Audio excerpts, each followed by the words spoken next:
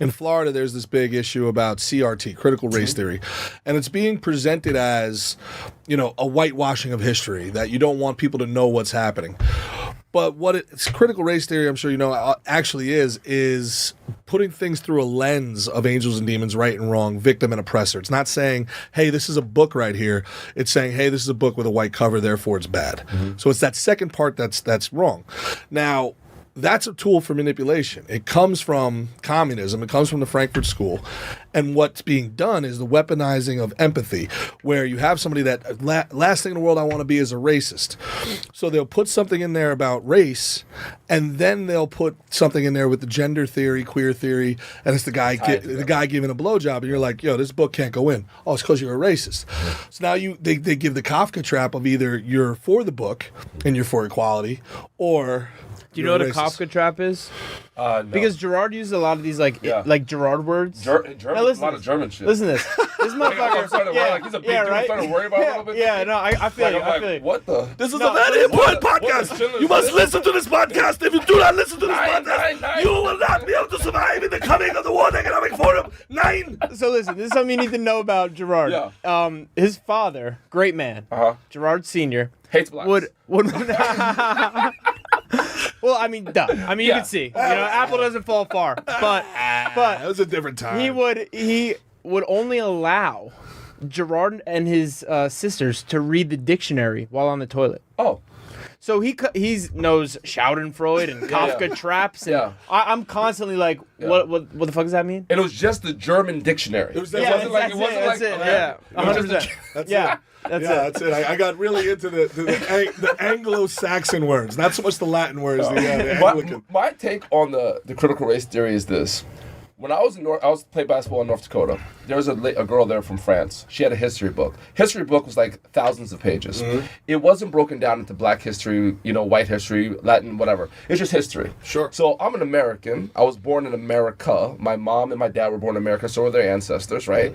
So why do we have black history, this history? Why doesn't it just make it fucking history? Yeah. Like, this is a part, like, every single country has its stained past. Everybody has, we know, all governments are corrupt. We understand that. So don't try to break it down like, okay, well, these people are wrong. No, this is just part of our history. It's fucked up, right? We never talk about Native Americans, right? Yeah, like, do you think we're getting the real history from anywhere? Or is it all going to be kind of, like, for lack of a better word, like whitewashed, like cleaned over? Where it's, you know what I mean? It's written by the victors. It's a question. History is written by the victors. So it's always going to be, how much can you take it in And isn't it funny that every war that's ever been fought, the good guys won? Yeah. Isn't that crazy? Yeah. The good guys always won. Well, I think the problem is we're just so lazy that we don't want to go back and tell the true story. So we've had so much wool over our eyes for so long. They're like, oh man, to go back and tell you kind of like facts now, right? It's not worth like us going through all these books. Like, we're learning the same shit that like our parents learned. Yeah, it's a very different world. Like, it's 2023 now. They have cell phones. We're learning the same. We're learning that Christopher Columbus discovered America.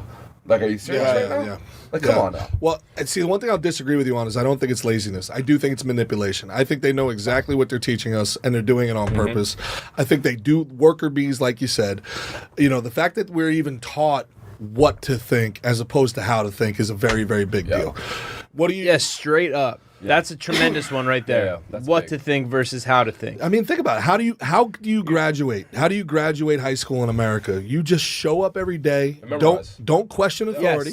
Yes. You repeat what they say. Yeah, you become a fucking worker bee. Regurgitate information. That's right. Yes. And guess what? College is the same shit. Yeah. Right? Yeah. College, you give me a test from college right now, there's no way I'm passing it. I just memorize, crunch, then I spit it all out, forget it, and then I go about my day. Yeah, to your point, I can actually remember in history, in AP history when I was in high school, we did something about the discovering of the Americas, and I got it wrong on a test because I didn't put Columbus. I put the Vikings in Newfoundland like 500 years before. They gave it wrong. Yeah. And I go to the teacher. I was like, I feel like I'm right. I feel like I'm right about this. And they're like, well, they referred back to the textbook. That referring to authority is something that I didn't realize I was being indoctrinated into until really COVID really put that on Front Street, where it's like, are you a doctor? Why does your opinion even matter? Are you a doctor? What's your... Whoa, I'm not a doctor. But also, you know, I don't know. I've been a human for 36 years. I feel like I'm a human. I feel like I know what, you know, humanity is. Yeah. I've been a roofer. I've worked in construction, and I've had a mask on my face. And then when I've taken the mask off, there's been drywall all over me. And I feel like if drywall can get through the mask... a virus might be able to. I feel like it may be, right?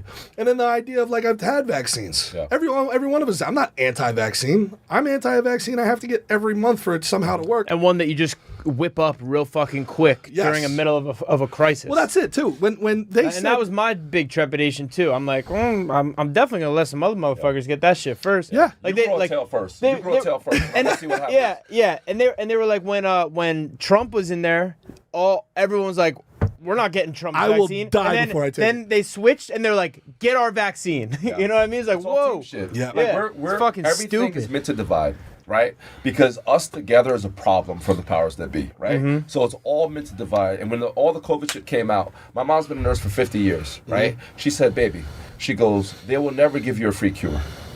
Ever. They're never going to give you a free cure. Ever. Wow. Right? Think about the history of our time.